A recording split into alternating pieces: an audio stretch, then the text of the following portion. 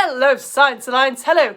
This is, if you're watching live or before Christmas 2023, this is the last lesson before Christmas. It's not actually the last lesson of solids, liquids and gases. We've got a couple more after this, and then we'll move on to magnetism. All right, so I'm just going to give you the sheet straight away. We're looking at changes of state. A state just means like a solid or a liquid or a gas. So substances can obviously change between these states. So I'm just going to give you this. Just do this straight away. Some of you are going to know this and it's going to be really obvious. Some of you might not know any of this. So we'll catch ourselves up, right? You've got an ice cube here. We'll talk about water first of all. So you've got solid water, which is ice, and there's an arrow going to liquid, and there's an arrow going to gas, and then there's arrows going back from gas to liquid and liquid to solid. What are the science words for what is happening, right? So for solid turns into a liquid, what's the proper science word for what is happening there? And the same for when a liquid turns into a gas, what's the science word for that? I've given you one. You've got solid becoming a gas straight away and skipping the liquid phase, and that is called sublimation. But I'll give you just like a couple of seconds, because obviously it's not a great teacher question. If you don't know it, you don't know it. But yeah, I'll give you a couple of seconds to scribble down what you think is the answer.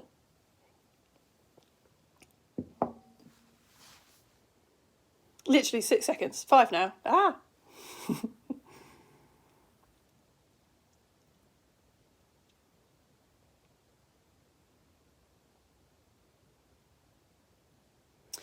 So I'm thinking these ones on this side are probably ones that you're going to know, because we say that in everyday life. Like if an ice cube turns into liquid water, there's no other word for it, is there, other than to say that it's melting, and that's a proper science term. And again, if a liquid, like you put water in the freezer and it freezes and becomes a solid, that's a proper science word. So solid to liquid is melting, liquid to solid is freezing.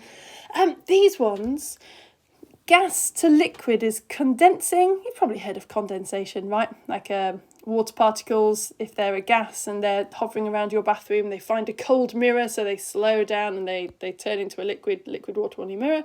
That is condensing. This one, very well done if you said evaporation, but you are not right. It's boiling, but we'll look at next lesson why evaporation is wrong. It's quite interesting, the difference there. But yeah, it's boiling. And this word at the top, you never really need that for your IGCSEs, but it's just a good word. If something goes straight from being a solid to being a gas, that's called sublimation. So yeah, if you're watching live, it's Christmas time. So if you've been to a panto, if you've seen the dry ice appearing when, I don't know, the genie appears, that's sublimation. That is solid carbon dioxide, which immediately becomes a gas. That's what dry ice is. Right, so that's freezing, condensing. We need to talk a little bit about why that happens. So you have seen this before, hopefully. We're going to talk about particles in this lesson as if they're just little balls. So you'll probably already know that the particles in a solid are very tightly bonded together. They're neatly arranged in rows. They are moving, they're vibrating, but they're just vibrating on the spot. So they're really tightly bonded together and they are vibrating, but just on the spot. If you put energy into a solid, let's say, I don't know, this is iron. If you put energy in, then the particles will start to vibrate more. Be careful. It's this classic thing that people get wrong at GCSE. If you heat up a solid, the particles don't start to vibrate, but they vibrate more. And eventually, the bonds between them sort of break and they become a liquid, all right? So there are a lot of mistakes that you can make here. The particles in a liquid are still touching each other, and they are actually still bonded together. You can kind of picture a ball pool. So they're still bonded, but the bonds are constantly breaking and then reforming again, so they are free to move. In a solid, they're just really tightly bonded and they can't move. They can just vibrate. Whereas a liquid, yeah, it's like a ball pool, so they are bonded, but constantly breaking and rejoining again. And a gas, the particles pretty far apart compared to the others. They're not touching each other and they're not bonded together. So if you put energy into a liquid, eventually it'll get hotter and hotter and turn into a gas, right? We say that it has boiled. Careful, not evaporated. That's next week. So let's have a look at water here, because we need to talk a little about melting points and boiling points. You've got some solid water. Once it gets to 0 degrees, it melts into liquid. So we say that 0 degrees is its melting point. It's not a coincidence. We'll talk about temperature in a few lessons' time. Humans just decided that we would say that 0 degrees Celsius, we'll just use Celsius today, is what we'll call the temperature when water melts into a liquid. So we say that 0 degrees is the melting point of water, right? It's the point where it starts to melt. Once water gets to what degrees centigrade it boils. Again, it's not a coincidence. We called it this because it was the point when water boiled. It's 100 degrees, right? So if you heat up liquid water to 100 degrees, it starts to boil, starts to turn into a gas. Not a very good diagram, is it? Because obviously you can't really see a gas, but hey. And we say 100 degrees is the boiling point of water. Never really think about it, but you know, other things have a boiling point. So like the metal fork in your drawer, obviously you have only ever known it to be a solid because its boiling point is well past 100 degrees C. You could stir hot liquid with a fork and it's not going to melt. But if you heated up that metal enough, then it would eventually melt into a liquid. It has a melting point, and eventually if you get it hot enough, it would turn into a gas. It also has a boiling point. The oxygen in the air around you right now is obviously a gas. But if you cooled it down enough to way below temperatures that we're familiar with, it would become a liquid. And if you really, really cooled it down, it would become a solid. All right. You might be wondering about condensing points. We don't really do it. There isn't a condensing point. There's quite a lot of things that can make a gas condense. You do sometimes hear people talking about freezing point. So the freezing point is actually the same as the melting point. I hope that's not too weird. If you got a solid and a liquid, at 0 degrees, the solid starts to turn into a liquid. Or if it is a liquid, at 0 degrees, it starts to freeze. So you could say that its freezing point of water is also 0 degrees. But really, you only ever really talk about melting and boiling points. Those are the ones that you've got to remember for your IGCSE, just for water. The melting point of water is 0 degrees, and the boiling point is 100 degrees. All right, this is the best explanation I found for why you don't really talk about condensing points. You can cool, we talked about this in our weather lesson actually, you can cool some liquids down below their freezing point and they don't form a solid. We say that that is a supercooled liquid, but you can't heat a solid past its melting point really and have it stay a solid. So that's why it's more useful to talk about melting point and boiling point rather than the other way around. All right, I got you a little graph here. I'm very pleased with this. So some of you might remember we have done graphs before when we did our forces of motion lessons, but if you haven't, I'll just quickly go through it again. I am getting new pens for Christmas. This is getting really, really sad, isn't it? How's my purple? Just no better, just terrible. To introduce graphs, I was saying how graphs are really useful for sort of telling a story, like giving you information really quickly. And I was saying, imagine you had a graph where you had happiness on one axis and you had donuts on the other axis, right? And I was asking people to draw their graphs. So for me personally, let's say that this is 0. If I have 0 donuts, do I have 0 happiness? No, I'm quite a happy person, even without donuts. So my happiness and donut graph might start here. And then if I have 1 donut, I'm definitely happier. So my graph would go up. If I have 2 donuts, yeah, I admit it, I'm happier still. So my graph would still go up. After I've had 3 donuts, no, I think I'm probably slightly less happy after 3 donuts. And after 4 donuts, I would probably have a massive crash and feel very unhappy. If you forced 5 donuts into my face, I think I would quite quickly hit minus happiness. So this is an example of sort of how graphs work and how if you get used to reading graphs, it can be a really useful way of quickly seeing information. So I have a graph here, just the axes really. I want you to imagine you've got a pan of frozen water and for some reason it's got a thermometer stuck into it, all right? So you've got a pan of ice. It's got a thermometer in it. Just imagine that you light a fire underneath the pan and the fire stays exactly the same the whole time. And what happens? So you watch the thermometer as the ice melts and turns into water. And then you watch the thermometer as the water boils and turns into gas. What is the thermometer going to be doing as time is going by? That's what this graph is about. Here we go. So a solid block of frozen water is heated until it becomes a gas. Sketch a graph to show what you think would happen to the temperature of the water over time. If you've got the sheet from my Facebook group, I've given you 2, one for the right answer and one that you just have a play around with. Just have a fiddle, what do you think?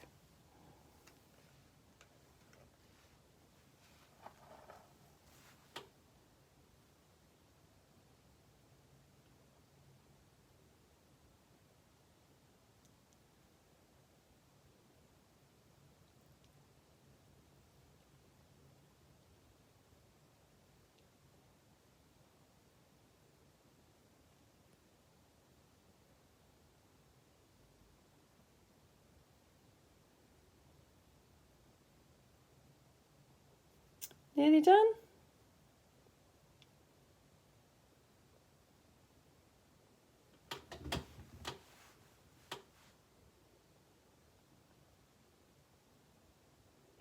I was kind of hoping, obviously it's fantastic if you have already done research on this, I was sort of hoping that you would be thinking that the graph would just be a straight line, right? I mean, why wouldn't it be a straight line? You're putting heat energy in, so the temperature is growing up over time. This is what actually happens. I have never not used the flame effect on PowerPoint if I could, so here we go. What? What's going on there? I'm so pleased if I get to be the one to tell you this. So we have got a straight line graph, as you would imagine. This is the ice. You put heat energy into the ice ice stores more energy, the temperature goes up, but then you've got this flat line. And then again, you've got a diagonal line, as you would expect. Time goes by, temperature goes up, time goes by, energy goes up, and then suddenly again, you've got this flat line. And then the graph starts going up again. What is that about? I mean, really, what? What do you think? Go on, 10 seconds to think about it. There's two flat lines as kind of a clue.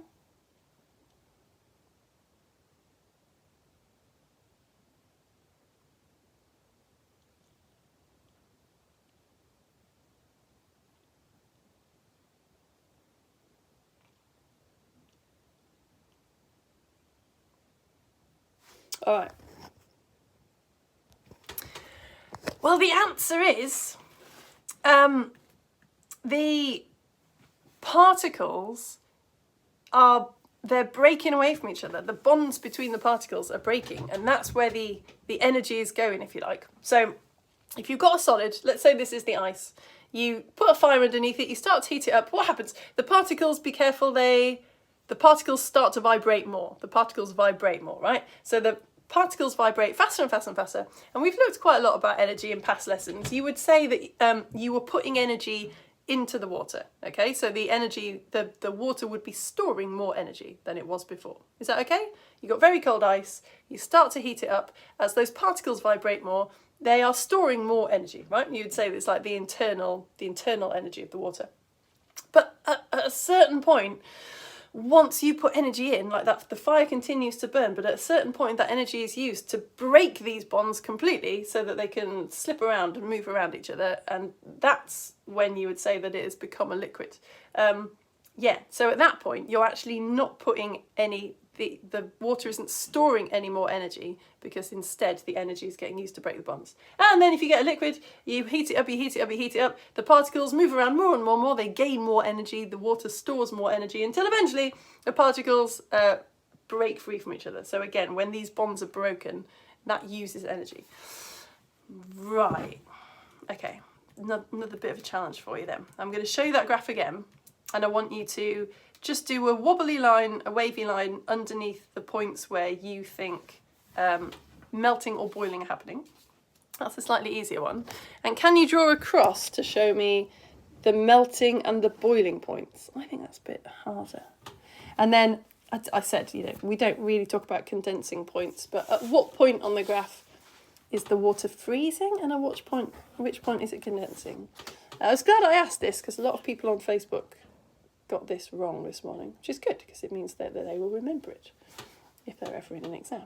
So just very quickly sketch this graph if you could. It doesn't have to be perfect, don't worry about numbers. Put a wavy line under the bits of the graph where melting or boiling are happening.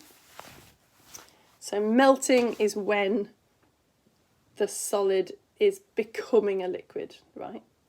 Those rigid bonds that hold those particles in place are breaking.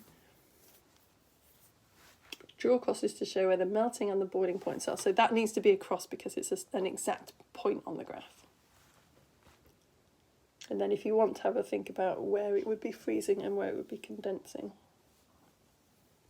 that'd be good too.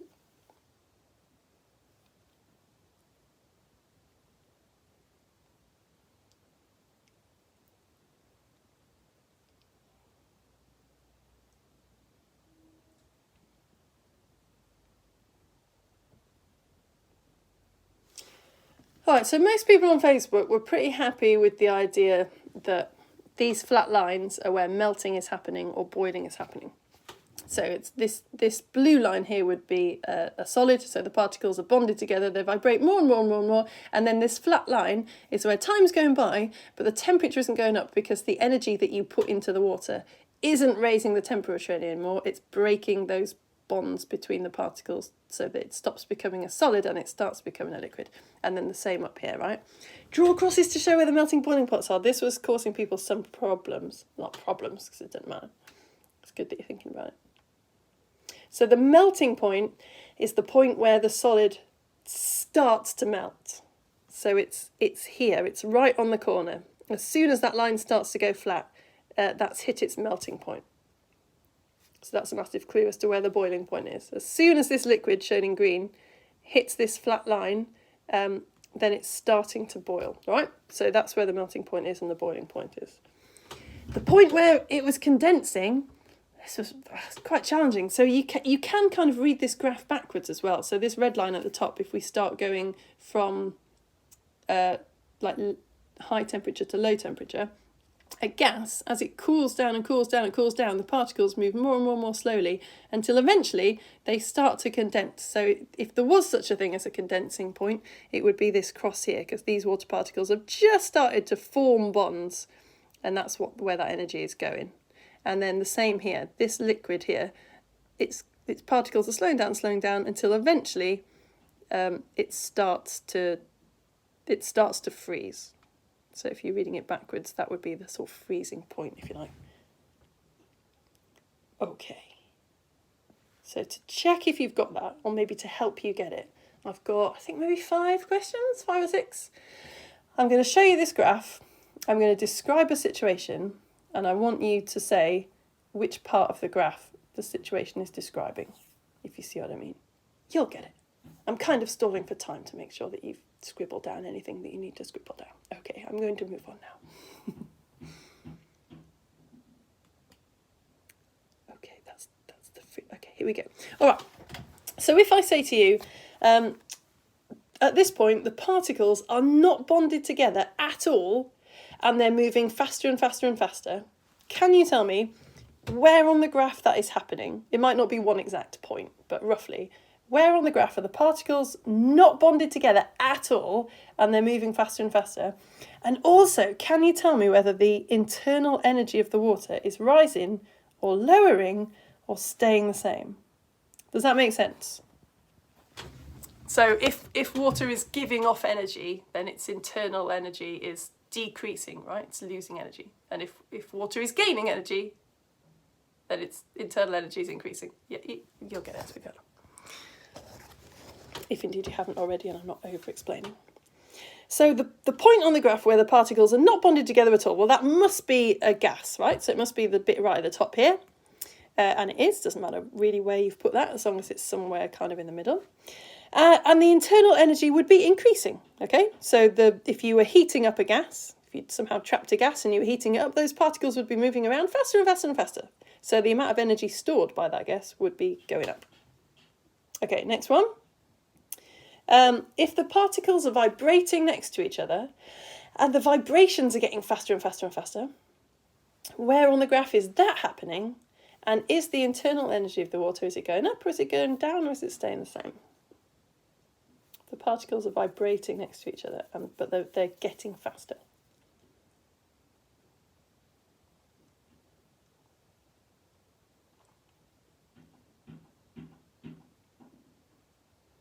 The answer is, well, I suppose the key word here is vibrating. If particles are vibrating next to each other, it must be in a solid, and it is. And if the vibrations are getting faster, they must be gaining energy. So the internal energy of that solid would be increasing. All right, moving on.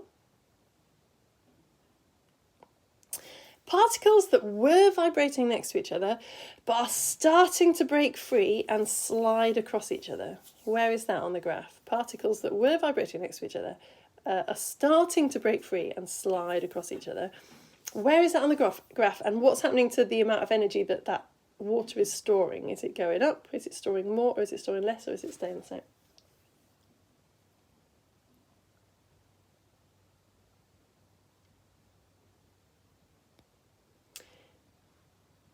The answer is, well, they were vibrating next to each other, so we're somewhere near the solid, but they're starting to break free and slide across each other. They're just starting to. So we must be sort of roughly at the melting point. So if it's at the melting point, the internal energy of the water is staying the same. Is that okay? Because you're putting energy in, but the energy isn't getting stored by that water. It's being used to break the bonds so that it's going from a solid to a liquid. All right, moving on. Particles are starting to bond to each other. Where on this graph are particles starting to bond to each other? And is the internal energy of the water rising or lowering or staying the same?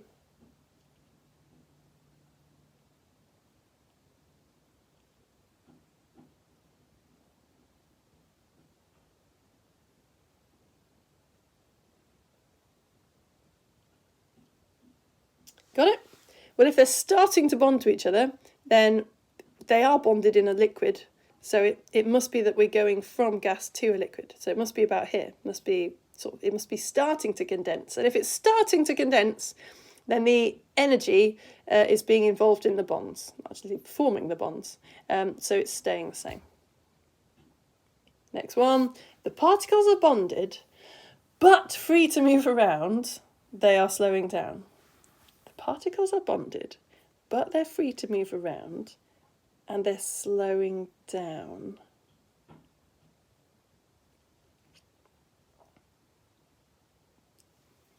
I think this is one most people on Facebook got wrong. They're bonded, but they're free to move around. So it must be a liquid, right? But they're slowing down. Some people thought that that meant that it was turning into a solid and that it was this flat line. But actually, they're only slowing down. They're not bonding, so it's here. It's just a liquid that is cooling, okay? If you cool a liquid down, this is the situation you get. Particles that are bonded, but they can move around each other, but they're slowing down, they're losing energy. So we would say that the internal energy is decreasing. And possibly, in fact, that was the last one. Oh, great, okay, well done if you got that.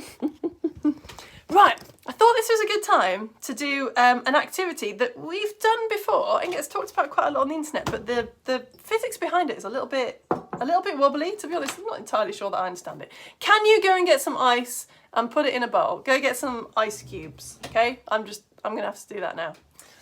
Sorry if you live in one of these houses where you've got like a massive chest freezer which is at the bottom of a field or something. I'm super lucky. I don't have an office. I just teach electrician. So I can get my ice cubes out of the freezer while I chat to you. I know. Bonus. Here we go. Now this did not go well on, it went all right. It was a little bit rubbish on Facebook earlier. So I'm hoping that it works better now. By the way, Harrison, are you watching? Is Harrison here? Harrison has made me the most magnificent model of a submarine. Harrison, I don't think I even said thank you. I'm so sorry. I am going to write to you and say thank you. It's kind of ruined now because I've already mentioned it. I hope you're having a good time at school. And my submarine is the most epic thing that I've ever seen in my life. Harrison's worm is here as well. Yeah, I've changed my angle of my screen so you can't see the submarine. Next is my New Year's resolution to get all my super cool stuff displayed in a really super cool way. That makes me feel great. Anyway, right, enough of that. Have you all got your ice? You got your ice? Yeah? So I've given you some instructions if you've got the sheet. Here's what you have to do. Put a piece of string on some ice. Check. You want to make sure that it's touching as much ice as possible. I think maybe I overthought it this morning on Facebook. It didn't work that well, so I'm really going to try and make sure that I've got loads of ice cubes touching my string. Yeah? Oh, surely. Well, we'll see. I'm a bit nervous now. Sprinkle on some salt and wait 1 minute. Okay. Here we go, folks.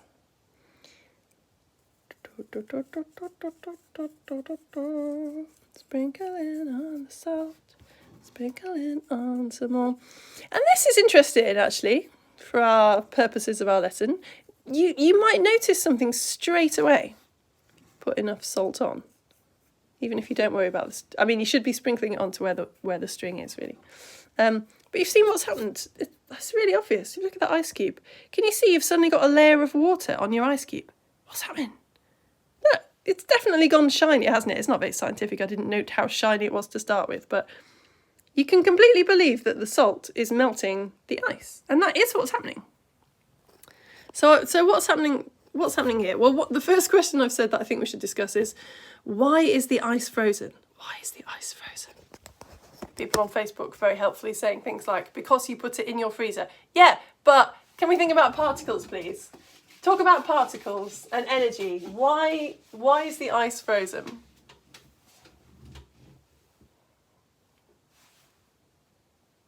Why is the ice frozen? Presumably you're not in a room that is cold enough to freeze ice. Okay, so if you want to note down something for that question, you could say like, the ice is frozen because liquid water in the freezer was cooled to the point where the particles slowed down enough. You'd have to write this down, but this is what happened.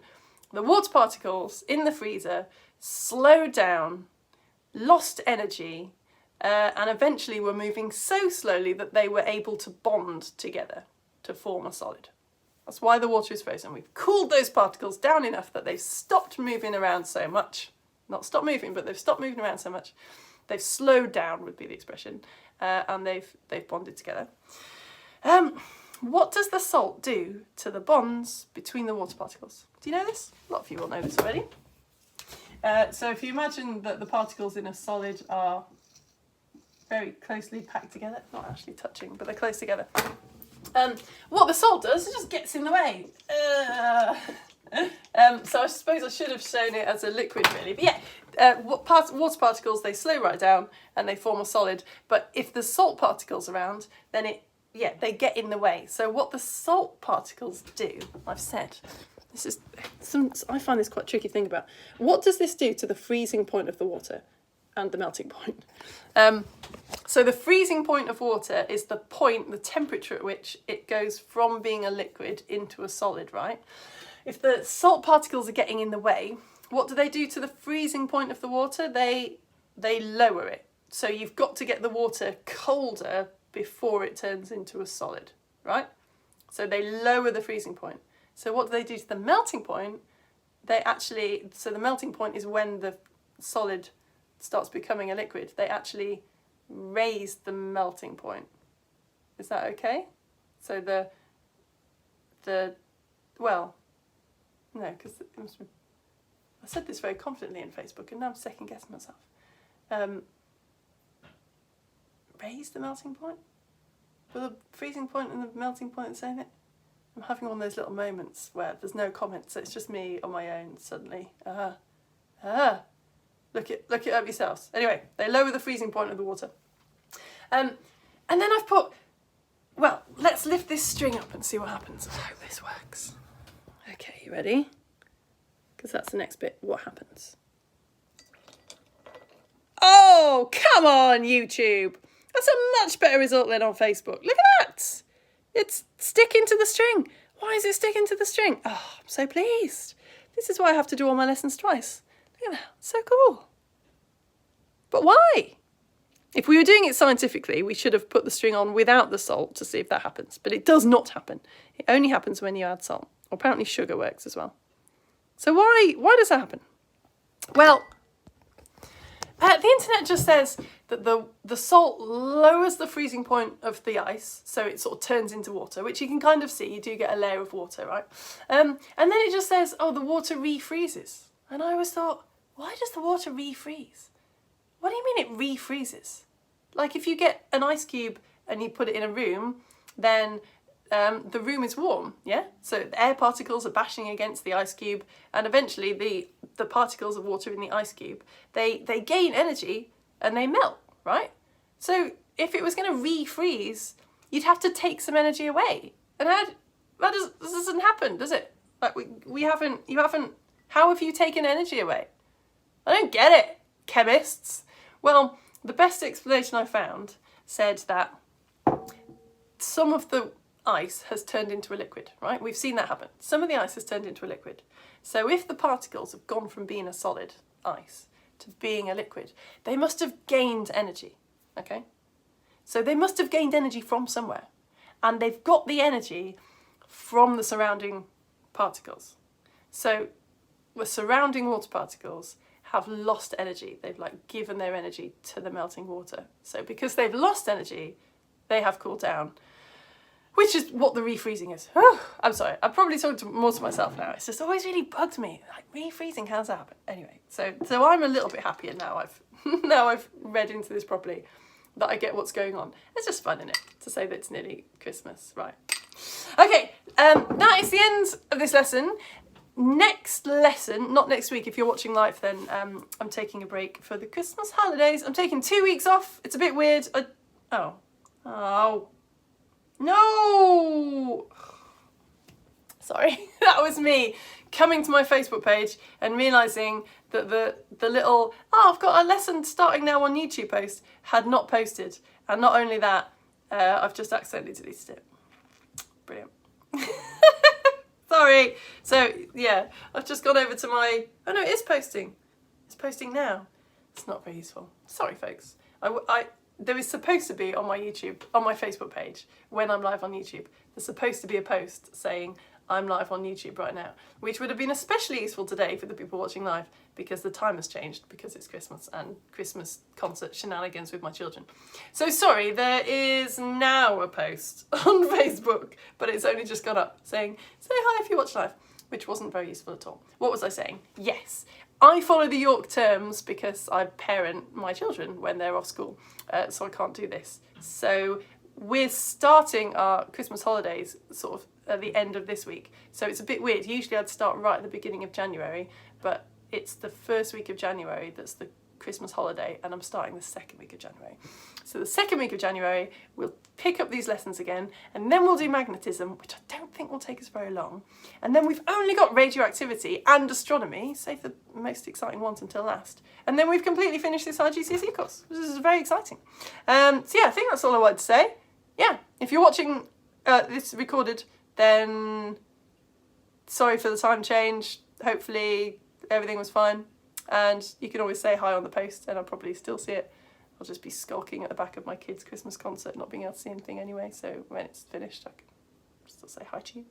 I'll see if I don't think anyone's... Oh, there's a comment! Oh, Geraria's here! Yay! Thanks, Geraria. That was lightning fast. How did you manage that? Oh, makes me feel better. I got a comment. Okay, well, I'm going to go. So yeah, this was the last IGCSE lesson before Christmas. I'll see you in a couple of weeks' time when we will pick up this module again. Thanks so much for coming. Oh, Facebook is calling you a top fan, Geraria. Which, you know, I knew, but well done. On pleasing Facebook. It's very difficult to please. 2 comments! No. Is it Geraria again? Yeah, it is. Can we do a Lego story? Oh, on the difference between poison and venom. Yes, that's a good one. Yeah, it's a really good one. I'll write it here next to aliens and ghosts. Poison versus venom. I'll take a picture of this when I log off. And oarfish. Oh, and the kraken. And bees. Yeah, okay, much to do, much research to do. All right, thanks for coming, you lot. Very much appreciated. Thank you so much for all your support. And yeah, I will see you after the holidays. Just refreshing. Again. No, it's fine. Bye-bye, Geraria, and possibly Harrison, and anyone else who's watching. Bye.